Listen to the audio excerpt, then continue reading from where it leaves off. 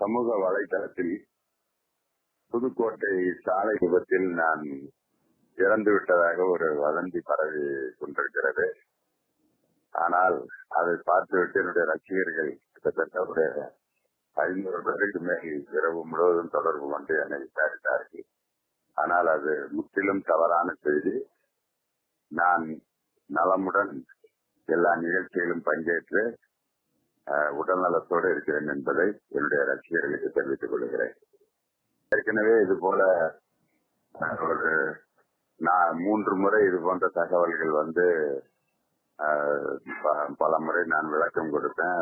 வீட்டுக்கு ஒரு முறை போலீஸினுடைய பாதுகாப்பு ஒரு 10 நாட்கள் காவல்துறையினுடைய கட்டுப்பாட்டுல இருந்தேன். இது போல அந்த அரசியல் கூட்டங்கள்ல பேசுறதுனால நான் என்னுடைய பேச்சை எதிர்கொள்வதற்கு அவங்க முடியாதனால இந்த மாதிரி ஒரு கோழைத்தனமான ஒரு முடிவை எடுத்து வலைதளத்தை பயன்படுத்துறாங்க.